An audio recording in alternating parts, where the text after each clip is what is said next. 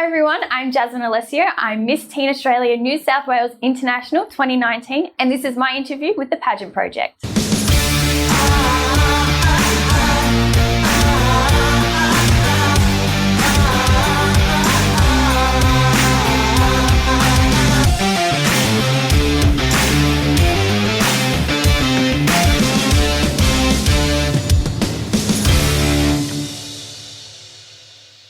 Hey everyone, it's Adrian from the Pageant Project and I'm here with Miss Teen Australia New South Wales International 2019, Jazmine Alessio. Hi. Did I get it right? You got it right. I got Round it of right. applause for Adrian. 10th time. Jazmine, how are you? Good. How are you? I'm good. That's good. And Jazmine, why don't we start by introducing you and your pageant background? Yes. So, hi everyone, I'm Jazmine and I started my pageant journey when I was, I think it was 15 years old. So I was turning 15, so I would have been 14. So I started my very first pageant, it was Miss Teen Australia. So it was more like, it wasn't a proper pageant, it was more like a modelling contest, I guess. So from there I went into the nationals and then they had their big nationals. And from there I didn't really get much out of it, but that's how I started with the whole pageant experience because then I went into like the CM model search. That was another modelling thing. That's a country girls one? Is that C? No, the CM model search, that's run through Miss World, I'm pretty sure. Yeah, and then I did Country Girl Australia. And then from there I did Face of the Globe. And I then did Continents and then like Maggie, that one. My very first pageant, Mum actually entered me in it. I had no idea what I was doing. I always, like when I was younger, I was like, I really want to do like modelling and something along those lines. So when Mum put me in that, I was like, okay, let's give this a go. I don't know what this is about. But So hang on, she entered you and you didn't know? Mm-mm.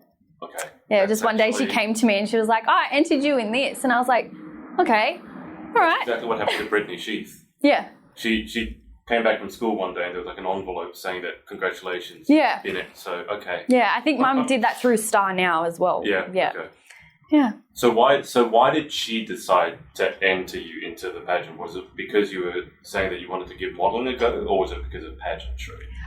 Well, when I was younger, I always used to say that I wanted to do modelling. I wanted to like go on the catwalk and all that. So I guess that's where Mum like kind of looked at that and was like, oh, maybe if I like started her from somewhere, like that you've always got to start somewhere. So I guess that's the way Mum thought of it. And when I was younger, I was like really shy.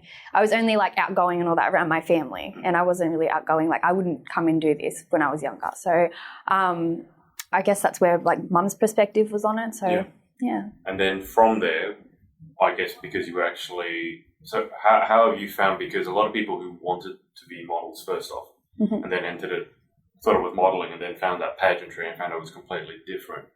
How has your journey been along that one in terms of modelling versus the pageantry side of things? Modelling is definitely different to pageantry, but for some reason, like when I entered my first proper pageant, which would have been Face of the Globe, Australia, I felt like I liked that a whole lot more because there was a more charity aspect to it and you actually got out into your community. And I think that's where my confidence grew because I was actually going out, talking to people, explaining what I was doing. So I guess that's why I probably have stuck with the more pageantry side because I'm like growing more than just walking on stage than like showing off clothing and all that. I'm actually showing my personality on stage. So I guess that's where I've probably lent towards pageantry. You said you were shy. So how did you find it, pageantry, where you have to go out to appearances and you got to go, most people have to go up and talk to people. How did you find that? You're only 18 now. Yeah. So when you say you're younger, it's like it can't have been that long ago, but you would have been in high school. And a lot of people go through the awkward teenager stage, especially 15, I found 15, 16, the most awkward. Yeah. So how did you find that, having to get out there, get out of your shell? It was probably quite difficult, but with like the support of my mum and my dad and like my siblings around me, it kind of helped me like go out there and tell people about what I'm doing. It was really hard, especially going through high school and like when you're like displaying yourself on social media and showing what you're doing and your friends are like, what are you doing that for? Like, so Mum, when she originally put me into this, she thought like, oh, let's give this a go. Don't worry about what anyone thinks. So, yeah. Were you lucky enough, you talked about your schoolmates, were you lucky enough to have a fairly supportive, because when you put up, I guess when you start an Instagram or something like that, and you start taking photos of yourself with your sash and your tiara, some people might think you're a little bit, Different. full of yourself. Yeah. Did you deal with that at all, or did you have a supportive friend base? Yes and no. Like sometimes they would like make fun of me, but other times like they would support and be like, "Oh, that's really cool, Jazz. Like you're out there and giving things a go." But then sometimes they'd be like, "Oh, why are you doing that?" Like it's kind of like a mixed thing with friends. Like some will support, some won't. So you can't have it all. Like you can't make everyone like what you're doing. So very true. Yeah. Okay, I'm not going to say your title again because I can't. Yep. But can you tell the lovely people watching more about this particular system? Yeah. And there are a lot of pageant systems out there. So why did you particularly enter this one? So I wanted to enter this pageant, I think it was 2 years ago, but like another opportunity came up. So I went with that. But then when I went, because I've been to the national finals for International Australia for 3 years now. And every year I've always loved the layout, what they stand for. And I think that's why I decided to come and join this pageant. So when I joined it in November last year, I got the national final sash, I got out in my community, and I only had a short amount of time compared to everyone else because I think I was one of the later ones that joined. So Feriel was very supportive, and she would always like, "Yep, you go girl, like you're doing great." So I guess that's why, and because it's very charity based. Like I said before, I love getting out there and getting out there in the community and raising money for my platform, which is the Heart Foundation. I guess that's why I've chosen this one, because they're so supportive, and I've met so many great girls along this pageant. And we'll definitely come back to your advocacy because I know it's close to your heart, no pun intended. But talk to me more about Feriel, because I just interviewed Ruby Adamson last weekend, who's your sister queen. Yes. And she had a lot of good things to say about Feriel. Yeah. And there are a lot of directors out there. Not all of them are lovely. Yeah. So tell us more about Feriel and how you found working with her. So Feriel, she's very supportive. Like we have this thing called like a connect thing. So every so often we'll get on there and we'll talk about what we're doing next, and Feriel will discuss like what's a better way to get out there, and she's just a very supportive director, and I think that's amazing to have, because you always want someone backing you and always telling you keep going, you're doing great, instead of having someone that's like, I'm just going to sit back and you do you. So she's great. And she's an image consultant. Yes. What Ruby was saying. Yeah. Now, Ruby told me about the colour blue. Do you know what Feriel said about the colour blue? No. It shows that you're passionate. Oh, well, that's good then. I'm very passionate. Fair enough. So you're obviously very passionate. Yes. Now, so you have, how many sister queens are, so how many title holders are there? So I think there's 6 of us. So we have our Goodwill Ambassador, Davina. We have our Ms. Australia International, Shell. We have our Mrs. Australia International, Tracy. We have Ruby, Miss Teen Australia International. We have my other sister queen, Miss Teen Australia Queensland International, Maddie. And then there's me. Okay. So you know all of them fairly well, I imagine, because you spent now some I have, time. yeah. Okay. So who's the funniest? Tracy's very outgoing. She's I tried interviewing Tracy. She couldn't get her name right. So she's funniest. Yeah, she's very outgoing. And then Shell and Davina, they're quite supportive. Like they'll bring their calm nature. I've got to know Shell quite well, so we've gotten along pretty well. Because we think we look alike. So I always say that she's my mum. Because I kind of see it. Yeah. Okay, now that you mention that. Yeah. Fair enough. Yeah. Right. So who's the quirkiest one? Probably have to say Ruby. Yeah. I probably agree with that. Yeah. She was talking about how much she loves horror games and how much she wants she's fascinated by serial killers. Yeah, I saw her interview. Yeah, okay. And if you were stranded on a desert island and you had to pick one of them to be stranded there with for the rest of your life, who would you pick? Probably Michelle. Why? Because like I said, she's like my mum. So I'd definitely like to be on the stranded island with someone that's like similar to my mum. Because me and my mum, we're so close. So yeah, I'd pick Shell. On that subject, talk to me about your mum. Because every time I've seen you, you've been with your mum. Yes. So how did the relationship start? I mean, she's your mum. How did the relationship start? But obviously, I mean, I've seen a lot of mums basically kick their daughter out. Like, you do the pageant whilst I'll go and do something else. Yeah. But obviously, I mean, your mum brought you here, so she's not like that. So talk to me about the relationship you have with your mum. We are so close. It's, I guess, because I have 3 older siblings. So I have 2 sisters and a brother. And they lived with their dad. So, and we have different dads. So I guess kind of with that way, mum has like, because I'm the youngest as well, and she's seen the way they have grown up, and she's like probably made us more like close, I guess. Like she's very close with my other sister Rachel as well. But I guess because she always saw me as the child going, oh, I want to do modelling, like I want to give that a go. And that's why I think she's kind of like pushed me to do it, because she's always pushing me to do things like getting myself out there and giving things a go. And mum loves pageants. I always try and make her join one, but she just won't. So I think if she gave it a go, she'd love it even more. But I've seen her more on social than I've seen you. Yeah. She gets in there. She loves it. Yeah. She gives her 5 cents worth. Yeah. You said that your mum pushes you like quite a lot. But I mean, do you ever push back? Do you wish she'd ease off a bit, or are you like, okay, that's good, I'll keep doing all this other stuff? Sometimes I do, and sometimes I don't. Like I think it's good to have someone that pushes you to do things and tell you to get out there and give things a go. But sometimes when I like just need a second, I'm just like, Mum, just slow it down a little bit. Yeah, I have to sometimes just say, just give me a second, just let me work on something, and then I'll come back to you. So but I think it's good to have someone that pushes you and tells you to get out there. Oh, absolutely. Better that than having someone who doesn't care. Yeah, obviously. Definitely. Okay, your advocacy. Tell us about your advocacy and the story behind it. Okay, so I chose the Heart Foundation because I lost my grandfather to heart disease last February. We were very close. When my mum would go to work, and when I was like around 3, 4, 5, before I started school, they would always, like Nuno, because I'm Italian, I called him Nuno. He would always look after me, always plays puzzles, and then every time I used to go over his house, he'd always do like the sneaky $20, like don't tell Nen. Is that an Italian thing? I don't know. I've heard about it in Italian families, but nowhere else. Yeah, he'd always used to do that. And like always going over there and eating his food. That's probably like one of the things I miss the most, is because for Italian, we always like cook the food. Yeah, very big. So I think that's one of the things I miss the most. But one thing I always tell my family is I always will carry one thing from him, which is my nose.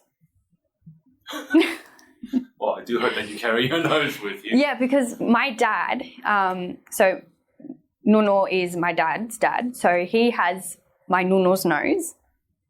And then I have my dad's nose, which I always call it like the Italian bump there. Oh, okay. I can't see from this angle. The Italian bump. Okay, got it. Yeah, and then my auntie also has the nose, and same with my uncle.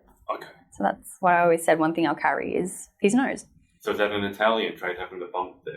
I personally think it is. Like I've seen most people that I know that are Italian, it all runs in my family that we always have this little bump. I'm going to be going out there after this.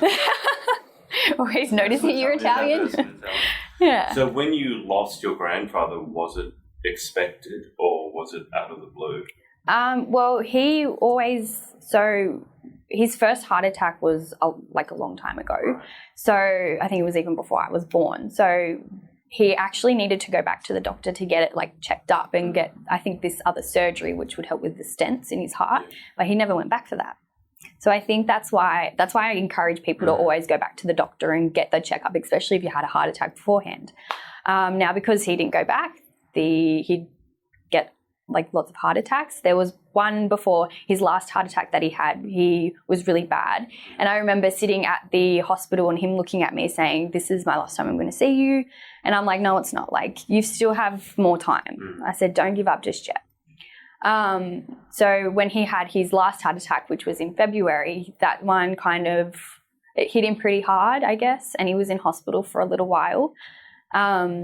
And he couldn't have a surgery for it because it would have just impacted him so much, because he's already had open heart surgery with it before. So he couldn't have gone and had it again, because that would have definitely destroyed him, I guess.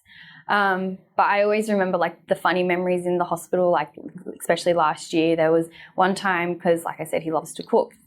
He had always because I was sitting next to him. I can't imagine Italian in hospital. I was sitting, we'd always bring him pasta, so he would have something from home there. But because of all his medication, he was kind of like out of it, I guess. And I was sitting next to him and he's grabbed my hand and he goes, "Did you just see the tomatoes fly in the room?" I was like, "What?" He goes, "Yeah, did you see the tomatoes like fly across?" I said, No, I don't know what you're talking about. He goes, well, I saw them. I'm like, that's good that you saw them because, like, his medication, he was seeing things. I thought he was making a joke. No, it's from the medication. Italian sees tomatoes, of course. Yeah. So, yeah, it's kind of hard, I guess. Like, the heart attack wasn't expected, but it kind of was at the same time because he didn't go back to the doctors and get those checkups. Yeah. So you obviously have the advocacy for obvious reasons. What would be your general message? So when you're advocating in terms of heart disease, is your message like get a checkup, be aware? It's kind of both, like be aware of the signs because men and female, they have different signs of having like a heart attack. So you always be aware of your signs. And I guess if you have had a heart attack or you feel like you're getting these signs, definitely go to the doctor. Yeah. Like it can be like that. Honestly. So just definitely go to the doctor is what I'm trying to kind of give my message out is be aware and get checked up. Yeah. What are the classic signs? I'm trying to remember. It's like obviously a tightness in the chest. So like I said, men and female have different ones. Right. So mainly for females, they feel very sick. They're very nauseous. They'll get pain in their arms. Females don't really get it their chest. But they'll get. Did you put up a post about this? I seem to remember reading something about. I've put a few posts up about it. Yeah. But yeah, they'll get pain probably like around their shoulder, like low, like upper back, but they won't get anything in their chest. But men, they'll get their chest, and they'll also they'll get dizzy as well. So yeah, just being aware of those signs because it is different. You could just one day feeling, I feel very sick, like it's just a tummy bug. But in reality, you might be getting like signs of having a heart attack. Yeah. I remember reading somewhere that women were actually had a particular risk because when they feel sick, women being women, they keep going on. Yeah. Like if you suddenly couldn't breathe, you'd know to go to the hospital. Yeah. But if a woman feels sick or gets a pain in her back, she will normally keep going. Oh, that's just from picking the kids up or that's just, I just can't worry about going to the doctors. I have the kids to deal with. Like that's like a lot of females. So yeah, definitely being aware of those signs. So do you have a particular goal or objective with your advocacy? Is it to reach a certain number of people? Is it to try to stamp out the disease entirely? Is it a fundraising target? I guess, kind of all of them. Like the more money we raise for the Heart Foundation, the more they'll go in for research programs to be able to inform people the signs, the like awareness about it, as well as they do this thing where they have it's kind of like it's the research program pretty much where they'll inform people. So yeah, the more money we raise, the more research programs will go out and then the more awareness is spread about it. So it's kind of like a target I'm trying to get with raising awareness for the Heart funds for the Heart Foundation. So they go hand in hand. Yeah, it does. The more money, the more awareness. The more awareness, the more money. Okay. Yeah. Switching back to pageantry for a second. Yes. I want to ask you the same two questions that I asked Ruby. Okay. So I'm fascinated to see what your answer is. So in terms of pageantry, what has been the hardest lesson that you've had to learn? Hardest lesson. You have to kind of not be careful with who you trust, but be aware because sometimes especially with all gossip and all that. So you just have to be aware of what you're telling. Don't make up stuff. It's not going to get you anywhere. And always make sure you have supportive people around you because if you don't, that will kind of knock you back and you'll kind of be like, well, what am I doing here? Why am I doing this? Yeah. If I don't have the support, but I know you're doing it for yourself, but at the same time, you need people around you to help you keep going. Yeah, absolutely. So yeah, definitely being around who you trust and who's supporting you. Do you know because that's obviously really important. Do you have any advice to young women or even slightly older women as to work out who it is that you can trust? Because knowing who to trust is important, but how do you know? Yeah, that's a good thing. I guess when you're at your lowest point in life, it's who's going to come and help you. Yeah. Because I've sometimes, when I've been at my lowest point, I know who's going to be there to help me. So, and when I'm at my lowest point and someone doesn't come, I'm like, well, they're not really caring or something. Yeah. Yeah. So that's a really good answer. Yeah. Okay. What do you think the biggest issue facing young women in Australia today is? I guess it's the whole social media aspect. A lot of people only portray the good things in life. Not a lot of people portray the bad things. So a lot of people have those expectations of, oh, my life's got to look like that. I have to look like that. So I guess, yeah, social media is a big aspect. And what I say is don't worry about what people post. You just post yourself and the true you, and that's all that's going to matter. Yeah.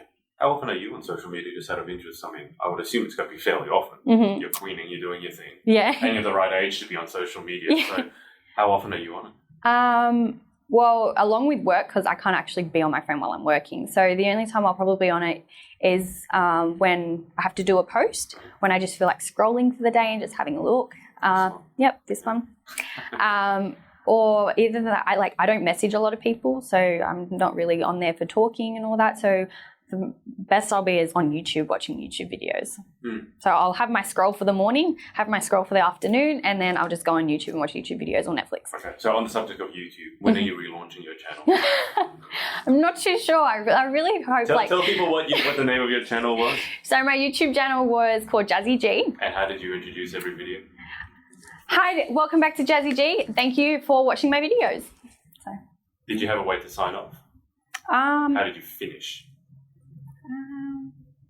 Thank you. Yeah, I got to finish strong. So I think it was thank you for watching my videos. Don't forget to subscribe and hit the like button.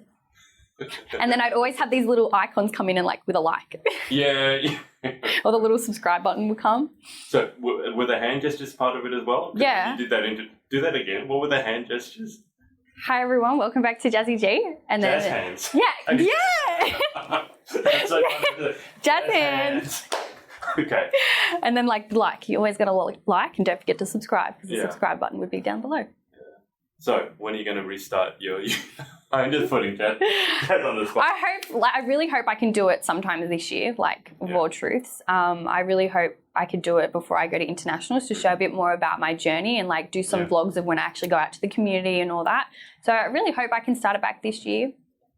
Go for it. Yeah. Okay. What do you do in your spare time? What's the quirky side? What's the lesser known side? Or are you completely sane and normal? I am definitely not sane and normal. Okay, good. I am very crazy. Okay. Fill us in a little bit. So, okay, I'll by the way, I mean, you're following Ruby. It's pretty hard, actually. As I was telling, Ruby in her interview, she was talking about gaming, which is not that unusual. But she's fascinated by serial killers. Yeah. And horror stuff, and That's not me. She wanted to do something with corpses. I can't remember. But anyway. Yeah, forensics. That's right. Yeah. And she didn't want to be an embalmer. So you got a hard act to follow. Yeah. So you're going to probably seem normal compared to her, but continue. Okay, so in my spare time, so I work. So that's very important to me because I'd like to make money so I can be able to do future goals because I want to buy a house by the time I'm 25. So definitely working is I do in my spare time. But when I'm not working, like I said, I like to go on Netflix. I like to watch YouTube videos. I love spending time with my family. As you probably heard before, I have 4 nephews, 3 nieces. So always spending time with them is always a must, especially with my second older sister. She always comes over. We actually work in the same place. So when she's working, Mum's watching the kids. So when she gets home and when I get home, it's always spending time with my 2 nephews, Jackson and Brock, and then my little niece, Sienna. As well, I love dancing, but competitive dancing and all that. So I'll give you an example. On Friday night, I just turned music on. Mum was outside. My next door neighbour was outside too. And I just dance. And while they watch me, I'm just crazy like that. What sort of moves are we talking about? I always do this one move. What isn't that? It's kind of like the chicken dance in a way, but you're not doing this. You're moving it that way. So you were in the backyard. Front yard, yeah. Front yard. Front yard, yeah, where everyone could see me, and this was at 11 o'clock at night. That's what I do. I just Is that a regular occurrence? At 11 o'clock on the dot? No, Jazmine Alessio on her front yard. It's 11 o'clock. No. You're like the town alarm clock. I like this. I probably was so noisy the other night because I have my mini Bose speaker that I put outside as well. Really loud, yeah, they can be. So, yeah. Okay. But by the time 12 o'clock hits, I've got to turn that off because Mum doesn't like the noise. And Whoa, hang on. You were doing this for an hour? I was doing it for about 2.5 hours, if you really... What was the song? What were the songs? All different types of song, different genres. I clicked R&B Friday because I have the Apple Music, so I clicked R&B Friday, and this classical music came on for some reason when it's an R&B Friday. So I was dancing like this by myself in the front yard. This doesn't normally go with Mozart or Bach. No, doing the cha-cha and all that. So hang on. Do you have like formal training in dancing, or you just? No. Okay, we said cha-cha. I'm like, okay, has she learned how to? No. I used to dance. I danced for 4 years, I think. So you're a good dancer then. You know what you're doing. I used to be very flexible, and then when I tried the tricks that I used to on the front lawn, I ended up pulling a muscle in my lower back. It really hurt for like 3 days. You sound like an 80 years old. I'm an old, like, not like I'm an old soul, but like... Ruby said she's 50 on the inside. Are you going to outdo her? Are you 50 on the inside? I don't think I'm 50 on the inside. My parents, like my siblings and all that, they just say that I'm an old person. I'm like an old person at heart. I'm a nana. Okay. And I'm like, okay. Because it's just the way I dress, I guess. Because I've just, these pajamas that I wear, they're like nana pajamas. Mm. And you have your blanket. And my blanket, yeah. Your blanket. Yeah. Tell us about the blanket. Oh, no. And we're going to do, because your mum told us, so we got to talk about the blanket. Tell me about the blanket. All right. So I've had this blanket since I was born. So I've had it for 18 years. My brother originally had it before me as well, so he gave it to me. So it's very soft around the outside, and it's got like bunnies and all that on it. You can't really see them now because they're very faded because it's an old blanket. And I rub the outside of it like this. And now where I've been rubbing, it's got a massive hole in it, and then on the outside it's got a massive hole as well where the stuffing's falling out. Why this? I have no idea. It just feels nice. You know when people just have this thing they got to go to sleep, like rubbing their pillow, like my nephew, he rubs his pillow to go to sleep. I rub my How blanket. old is your nephew? 5. I was going to say, your answers were like you were normal compared to Ruby. Now you're kind of getting with Ruby. It's like going to bed. You're like, Yeah. Thank you. Anyway, don't want to embarrass you too much. That was fun. Social details for people to follow your journey. Mm-hmm. And whatever you say, I will subtitle it below. Yep. I'm not going to try saying your title again. So God knows what your social handles are. But Yeah. Okay, so my Facebook is just Jazmine Alessio. My Instagram is Miss Teen, AUSINTL, New South Wales 2019. And Jazmine with a Z. Jazmine with a Z, yes. Jazmine. Is that an Italian spelling or is it just a different spelling? No, Mum just wanted to be different. She was originally going to spell me Jazmyn. Jazmyn. Yeah. That would have been very different. Yeah, Mum's like, oh, I wasn't going to spell you that way because people would spell your name wrong. I said, people spell my name wrong anyway. They always give me an S. Yeah. The way I think of it is my name's Jazmine, not Jasmine. It does lend itself to Jazzy G though. So. Yeah. Okay. Final 10 questions. Okay, yeah. Your turn. All right. I'm I have ready. to change these questions one day because everyone knows what they are now. Okay, so what is your favourite word? Huggles. I'm sorry, what? Huggles. That's not all. It's my word. Oh, I looked that up in the dictionary. I'm not going to find, not in the dictionary, my phone. Huggles? Huggles. When I see my nieces and nephews, I always say, come give Jazzy a huggle. So it's like a hug, but you cuddle. So it's Yeah, it's a huggle. Hug and cuddle mixed together. Like a good name for a brand of nappies, but okay. Yeah, huggies, huggle. Huggles. Okay, what is your least favourite word? Moist. Do you want to say that word again? No. Say it straight to that camera there. Moist. I hate that word so much. So when I need to say that word, I just say moit. Oh, really? Okay, seriously, can you actually say it to that camera without any facial, like just neutral facial expression? Off you I'm going to smile. Moist. go. People outside watching. Okay. They're watching me say the word moist. Oh. What's wrong with that guy? Okay. Question 3, what turns you on? I love when my niece laughs. Yeah. Yeah. Beautiful. What turns you off? When she cries. Like in the car on the way here, she has like her new voice box. It's like, ah! Hate it. That was a good impersonation. Yeah, it was. I felt like I was really there. Thank you. Well, on that subject, what sound or noise do you love? Clicking a seatbelt in. Like, click. I know what it sounds like. Yeah. I just had to make sure. You get bonus points for giving me an answer I've never heard anyone give before. Okay, so you know what's coming up next. What sound or noise do you hate? Nails on a chalkboard. Don't like that. Fair enough. Okay, question 7. If you could have any one superpower, what would you pick and why? Probably mind reading. Just because, like, you can really see, like, what someone's thinking about you, I guess. So if they think you're being fake, or if they don't like you, or if they like you or something like that, probably being able to read people's mind, because then I can be like, oh, yep, okay. You might not like the answer. That's the thing with mind reading. Yeah, that's true. But you can't please everyone, so very true. I'm just going to be myself. Question 8. What job or occupation other than your own would you most like to attempt? Well, I'm not this occupation just yet, so I'd love to do teaching. I'm going to hopefully, like, after this year, I'm going to probably go into studying teaching. So probably being a teacher, because I just love kids so much. Nice. Yeah. Okay, we do need a lot of good teachers. That's something that's very needed in this country. Yeah. Okay, question 9. What job or occupation other than your own would you definitely not like to attempt? Probably being a midwife. Oh, God. Yeah. Now I'm just remembering what you said out there. Yeah, because I saw my niece being born, and like watching it is a great experience, but I would not be able to do what they do. Like, hats off to them for what they do. It's amazing. And you had to cut the... I cut the umbilical cord, yep. How was that? Very tough. Oh. Like the scissors, you need to... Yeah. Okay. Visual. All right. Final question. Yes. If heaven exists, what would you like to hear God say when you arrive at pearly gates?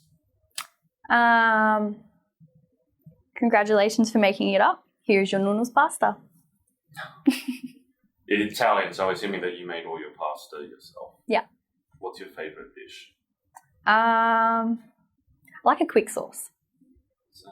So it's a quick sauce. So it only takes like 20 minutes to make, and so it's just like, it's a red sauce, Okay. and then you just have pasta with it. So it's got the basil in it, it's got tomatoes.